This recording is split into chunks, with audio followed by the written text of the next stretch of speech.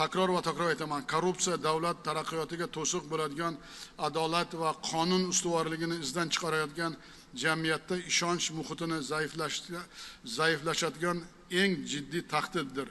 Korrupsiyaga yo'l qo'yish esa islohotlarimizga xiyonat desak bu to'g'ri bo'ladi.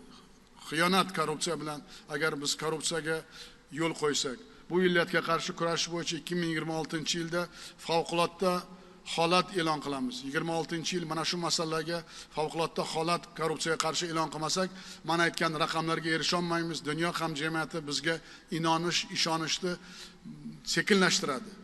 Yana bir marta mana shuni aytayapman. Barcha idoralar compliance va korrupsiyaga qarshi ishchi nazorat mas'ul o'rinbosarlari yangidan lavozimi joriy etiladi. Hisob palatasining vakili faoliyati yo'lga qo'yiladi. Har bir idoraga kirib boraman.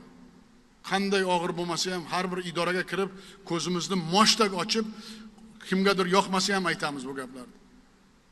Tizimimiz ancha eskirib qoldi. Shuning uchun yangi tizim joriy qilamiz mana shu korrupsiyaga qarshi. Ushbu rahbarlar, bu men qo'ygan mana shu yangi tizim yaratayotgan rahbarlar tizimdagi nopok shaxslarni aniqlash, shuningdek byudjet mablag'larini talon-taroj qilish va mansabni suiiste'mol qilish holatlari oldini olish bo'yicha ta'sirchan nazoratga o'tadi va prezident oldida hisobot beradi. Ana shu bu yil favqulodda tizimda yangi qonunlarni ishlab chiqarishda, yangi tizimimizda g'ovligini inobatga olib, mana shu yana bir marta islohotlarimizga xiyonatligini inobatga olib yangi tizim joriy qilyapmiz. Davlatning har bir so'm mablag'i resursi bo'yicha shaxsiy javobgarlik kuchaytiriladi. Lavozimim, unvonim menga hech kim tegmaydi deganlar adashadi O'zbekistonda. Adashadi. Qonun oldida hamma teng.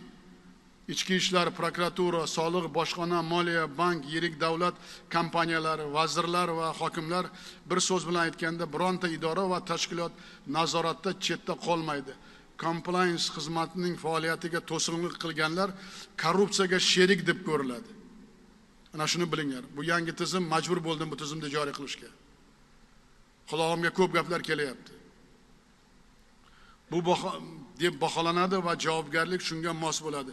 Prezident administratsiyasi compliance xizmati bu tizimning 1-yanvardan boshlab barcha davlat idoralari va tashkilotlariga ishga tushirilib, jilovni mahkam qo'lga olsin.